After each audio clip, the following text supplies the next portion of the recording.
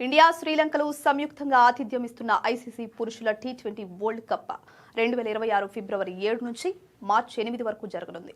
ఈ టోర్నమెంట్లో 20 జట్లు పాల్గొంటున్నాయి. బంగ్లాదేశ్ గత టోర్నమెంట్లో టాప్ 7లో ఉండటం వల్ల డైరెక్ట్గా ఈ టోర్నీకి క్వాలిఫై అయింది. అయితే ప్రస్తుతం బంగ్లాదేశ్ క్రికెట్ బోర్డు భద్రతా ఆందోళనల కారణంగా భారత్లో జరిగే తమ మ్యాచ్లను శ్రీలంకకు మార్చాలని ఐసీసీని అభ్యర్థించింది. ఈ నేపథ్యంలో బంగ్లాదేశ్ క్రికెట్ బోర్డుకు అంతర్జాతీయ క్రికెట్ కౌన్సిల్ కఠినమైన అల్టిమేటం జారీ చేసింది.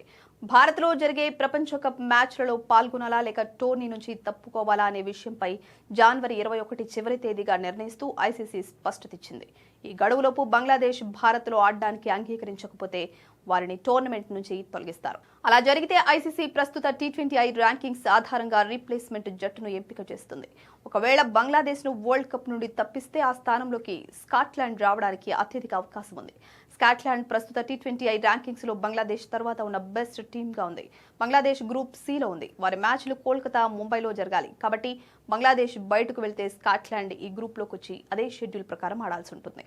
అయితే ఇండియా, బంగ్లాదేశ్ రెండు దేశాల మధ్య రాజకీయ ఉద్రిక్తతల కారణంగా ఐపీఎల్ 2026కి ముందు ముస్తాఫిజుర్ రెహమాన్ను తమ జట్టు నుండి విడుదల చేయాలని BCCI IPL franchisee Kolkata Knight Riders ను కోరింది. దీని ఫలితంగానే బీసీబీ భద్రతా కారణాలను చూపుతూ తమ ప్రపంచ కప్ ఆటలను భారతదేశం నుండి తరలించాలని ఐసీసీకి లేఖ రాసింది. కానీ ఐసీసీ స్వతంత్ర భద్రతా అంచనా ప్రకారం ఎలాంటి ముప్పు లేదని, షెడ్యూల్ మార్చలేమని స్పష్టం చేసింది.